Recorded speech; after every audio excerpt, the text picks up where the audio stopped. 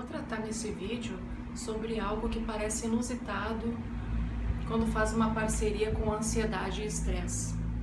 Principalmente quando se trata de como diminuir os sintomas de uma crise de pânico, uma crise de ansiedade, que é o Bondage. Para quem não sabe, o Bondage faz parte do acrônimo BDSM, que é uma sigla que apareceu mais para as pessoas a partir de um filme chamado 50 Tons de Cinza. Só que a vivência do BDSM, obviamente, é diferente do que se apresenta no filme. Eu fui dominatrix durante muitos anos e também vivi na minha vida algumas situações em que eu tive contato com o Bondage, que é restrição corporal.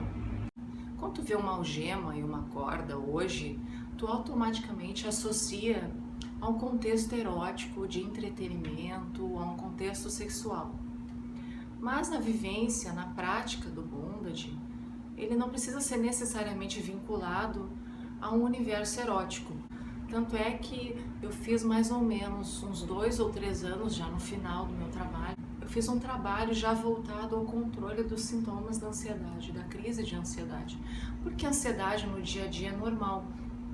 Normal de sentir taquicardia, é normal de ficar com um pouco de falta de ar, é normal de sentir medo, é normal de sentir um bolo na garganta.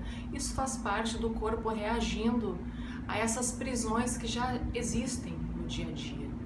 Por exemplo, se tu trabalha num caixa de um banco, tu tem alguns sintomas de ansiedade, não percebe esses sintomas e quando tu vê, tu já tá num ataque de pânico, tu já tá numa crise ansiosa. Tu não pode simplesmente sair dessa tua conformação corporal ali atendendo a fila e deitar no chão para relaxar e respirar. De repente teu chefe tá do lado, a fila tá gigante, tu pode ser demitido, tu já tá preso àquela situação. E quando tu vê, tu já está numa crise de pânico. Tu não sentiu aqueles segundos que antecedem a crise, que são segundos para tu começar a se ligar no teu corpo, perceber esses sintomas ansiosos e aí sim respirar e não deixar que o sistema autônomo controle o teu metabolismo. Uma crise de pânico dura de 10 a 15 minutos.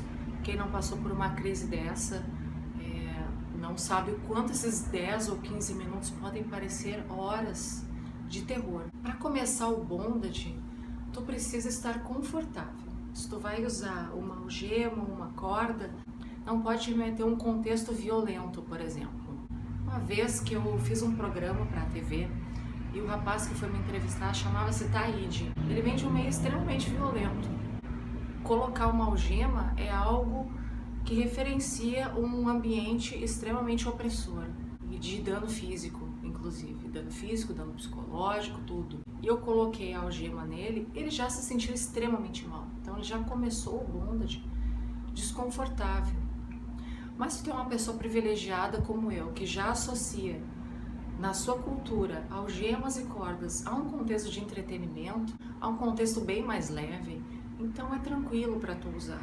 E inicia também sempre com outra pessoa junto contigo.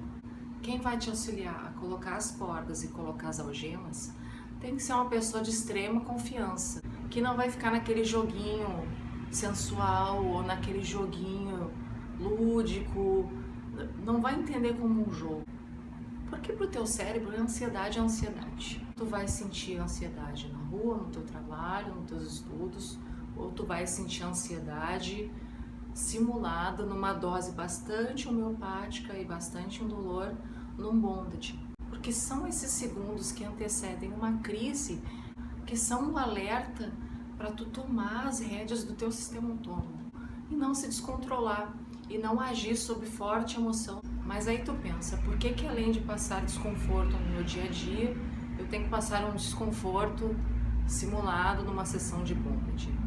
Porque provavelmente no teu dia a dia, esse desconforto já seja a crise de pânico, a crise se instalando, que é quando o descontrole já está presente e tu não tem mais o que fazer, tu já está passando pela crise. Tu está no centro da cidade caminhando e de repente tu já está com o teu coração acelerado, já está com o teu corpo reagindo e tu simplesmente não vai sentar na calçada para respirar melhor e as pessoas ali te atropelando.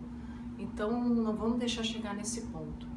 O bondage, ele te proporciona um ambiente controlado com alguém de confiança e confortável, sem outros estímulos, para tu perceber o teu próprio corpo e perceber esses sinais. A primeira coisa que tu precisa para iniciar esse treinamento de consciência corporal é alguém de confiança, como eu já disse. Alguém que não vai levar na brincadeira. Vocês não podem estar bebendo, não podem estar drogados, não podem estar alterados.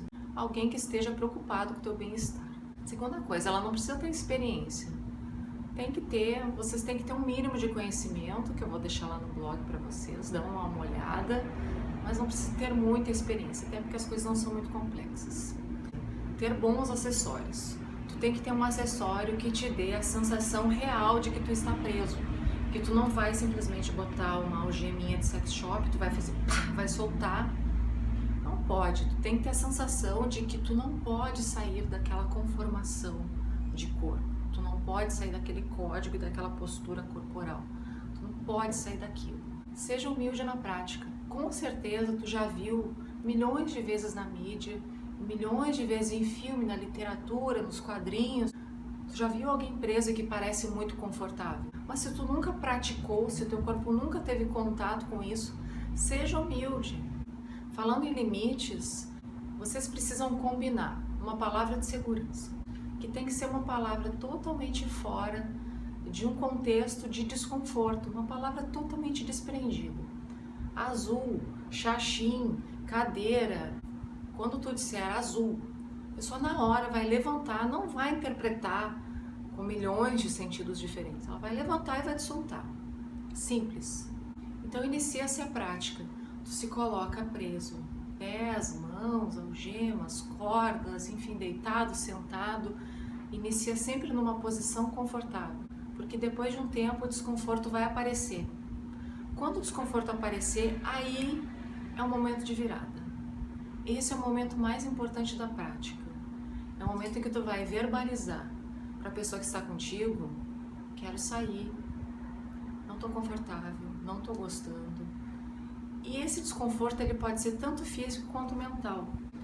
Quando tu sentiu esse desconforto, verbalizou o desconforto, a pessoa que está contigo, aí sim entra um momento dominante e essencial também no papel dela. Porque vocês estão ali numa relação fraterna, a que seja, mas é uma relação em que vocês têm um pacto, um acordo que deve ser seguido. A pessoa que está ali, ela vai simplesmente te olhar para o relógio e te lembrar. Lembra do nosso acordo que nós tivemos que quando tu chegasse num limite de desconforto, tu iria ficar mais 60 segundos nessa posição? Mesmo que tu que está ali na corda e na algema, grite, se desespere, chore, por favor, agora me dirigindo a quem está assessorando o bonde, não solte a pessoa, seja firme. São 60 segundos num ambiente controlado. Nada vai acontecer, a pessoa não vai brigar contigo. Confie em mim que quando ela sair do bondage, ela não vai estar de mal, ela não vai brigar, isso não vai acontecer. E tu que está preso, lembra do teu compromisso. Tenta não falar a palavra de segurança, nada vai te acontecer. Óbvio, se tu sente que a tua mão está dormente, as extremidades estão com algum problema, aí outra coisa, aí tu deve parar o bondage na hora. Mas se é um desconforto mental, é a ansiedade que está se instalando. Deixa ela chegar e respira, porque agora é o momento da respiração, é o momento do foco no corpo. É o momento em que tu tá, por exemplo, no teu trabalho e tu não pode sair daquela posição, tu não pode sair do trânsito, não pode parar o carro no meio do trânsito.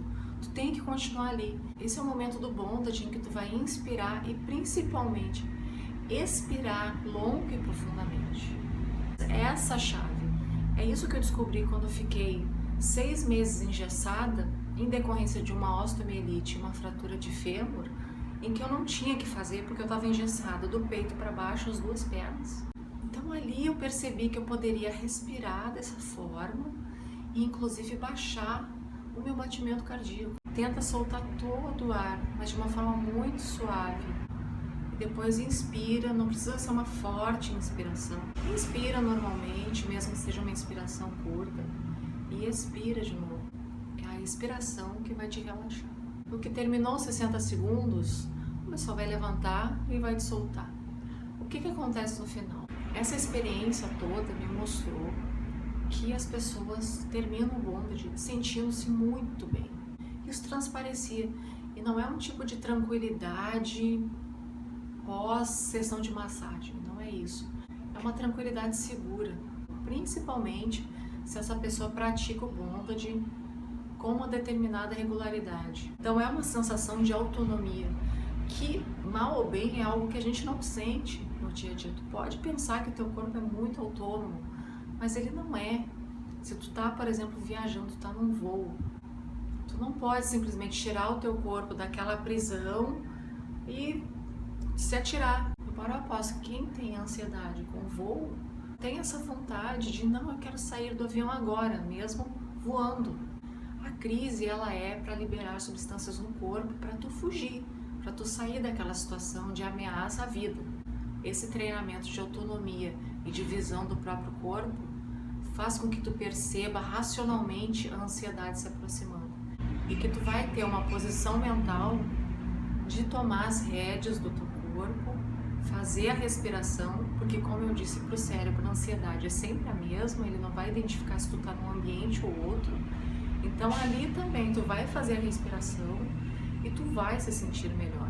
Essa intimidade com as tuas reações, elas vão te ajudar inclusive a tomar decisões importantes na tua vida, que não sejam baseadas nessas fortes emoções agressivas e de fuga. Então até uma decisão radical de vida, ela tem que ser calcada numa decisão racional, algo que tu pensa, eu estou saindo de um código corporal e de algo que me oprime, eu vou me colocar numa outra situação que também não me faça bem, porque eu simplesmente estou fugindo. Então é isso, gente. Todos os detalhes sobre a prática, coisas importantíssimas sobre segurança vão estar no blog, o endereço está embaixo na descrição do vídeo, vocês entrem lá. Qualquer coisa, entre em contato comigo, eu mando e-mail, porque BDSM, o bondage, ele não emerge somente de um contexto erótico, um contexto sexual, em que tu tem que estar preso ali com uma lingerie, um sapato de salto, não. Algemas são algemas, cordas são cordas, a gente que dá o significado de acordo com o meio de onde a gente surge, com a linguagem que a gente adquire, e se não for uma linguagem violenta, algo que já te causa desconforto, tenta praticar. Tenta seguir. Não deu certo na primeira vez, continua seguindo, porque o que tu entrou em contato naquela vez, que tu acha que não deu certo, foi o teu limite. Né? Entenda que isso é uma ferramenta para tu se aproximar de alguns limites emocionais e físicos que o teu corpo já demonstra no teu dia a dia e que muitas vezes por a gente estar perdido em milhões de coisas, e inclusive estar em várias prisões ao mesmo tempo e a gente não percebe. E quando vê, já tá numa crise, se sentindo super mal e aí